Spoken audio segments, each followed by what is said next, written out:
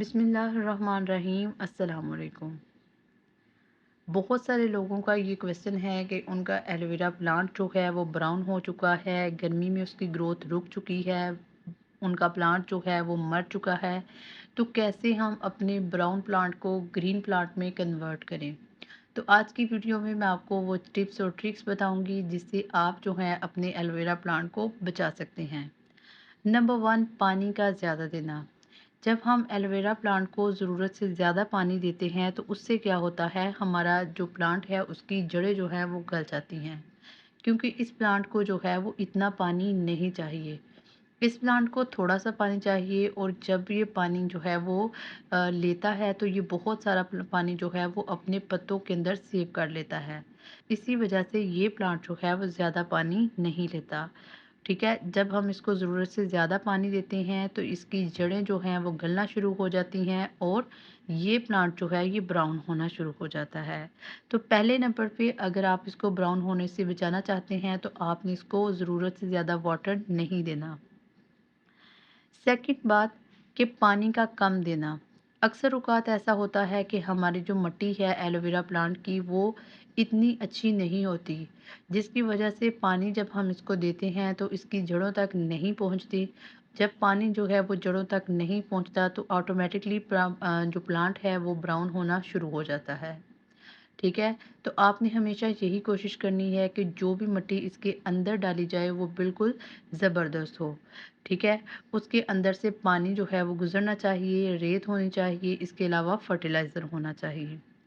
Number 3, बहुत सारे जो लोग हैं वो एलोवेरा प्लांट के बारे में यही गुमान करते हैं कि क्या इसको बाहर धूप में रखना चाहिए या इसको छाँव में रखना चाहिए। तो सबसे पहली बात कि जो एलोवेरा प्लांट है इसको हमेशा धूप में रखना है। ठीक है, ये 13 से 40 डिग्री सेंटीग्रेड तक जो है वो ग्रो कर सकता है। सूरज की रोशनी जो है जिस उसके अंदर जो एलोवेरा प्लांट जो है वो ग्रो करता है उसकी जड़ जो है वो ज़्यादा ताकतवर होती है एज़ कम्पेयर टू छाँव के। ठीक है, ये प्लांट जो है वो सबसे ज़्यादा अगर उगाया जाता है उगता है तो वो डेज़र्ट में उगता है। और डेज़र्ट के लोग क्या करते हैं कि जब वहाँ पे बारिश नहीं होती तो लोग जो है वो इस एलोवेरा प्लांट को खाते हैं, अपनी पानी की कमी को इस प्लांट से दूर करते हैं। ठीक है? तो नंबर 3 ये है कि समटाइम एलोवेरा प्लांट को हम 40 डिग्री सेंटीग्रेड से भी अबव जो है टेम्परेचर पे रख देते हैं। जैसे कि आजकल जो है वो 40 प्लस टेम्परेचर चल रहा है, तो इससे क्या होता है, इससे भी एलोवेरा जो है वो ब्राउन होना शुरू हो जाती है। तो कोशिश करें कि आप एलोवेरा को किसी भी साएदार जगह पे रखें, ठीक है? जहाँ पे ज़्यादा रोशनी ना हो, ठीक है? किसी दरख्त के साए के नीचे या किसी दीवार के साए के नीचे हो जाए तो बेस्ट है। इसके अलावा नंबर 4 ये है कि सम टाइम इस प्लांट के ऊपर इन्फेक्शन जो है वो भी इफ़ेक्ट कर जाता है। तो आपने इसमें यही करना है कि जहाँ-जहाँ इन्फेक्शन यानी ब्राउन लीव्स हैं उसको काट दें, ताकि फंगस जो है वो मज़ीद आगे ना फैलें।